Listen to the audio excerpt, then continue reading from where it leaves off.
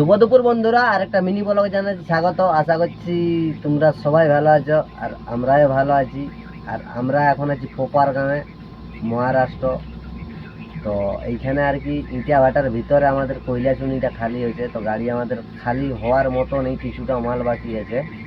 মালটা গরম ছিল, লেবারগুলা বলছে তার কারণে জলদি হয়েছে না হলে আমরা যে সময়ে আসিছি আমাদের গাড়ি তখন খালি হয়ে যেত আর কি।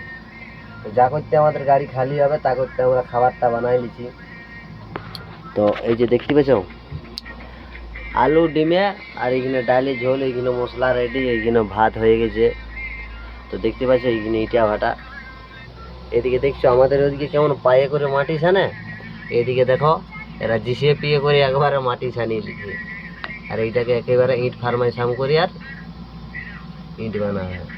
তো চলো আমাদের গাড়িটা দেখাচ্ছি, আর আমাদের গাড়িটা কতটা খালি হতে বাকি আছে আর কতটা কি। আর এই তো এদিকে দেখতে পাচ্ছ এই পাইপটাতে আশা করছি যদি জল মারতে দেই তো আমরা ডালাটায় জল মারবো। তো দেখা যাক কি হয়েছে, এর আগে বলে দেখবো যদি জল মারতে দেই। তো তো চলো একবার তোমাদেরকে ডালাটা দেখাচ্ছি পিছন দিকটা খালি হয়েছে কি হয়নি।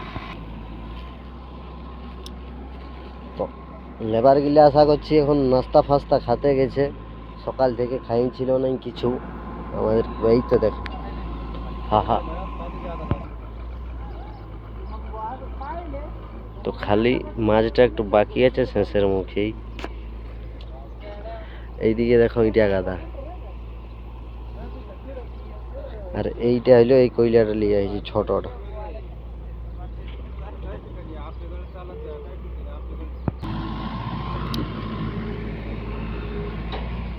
তো আমাদের ডালাটাকে না ধুল সার্ভিসিং করলে তো আর গাড়িটা লোড হবে নাই। দেখতে পাচ্ছ চারদিকটা কালো হয়ে গেছে। আর দেখছো এটা বহুত বড় ইটা ফ্যাক্টরি, মানে কি বলবো ইট ভাটা আর কি, বহুত বড়।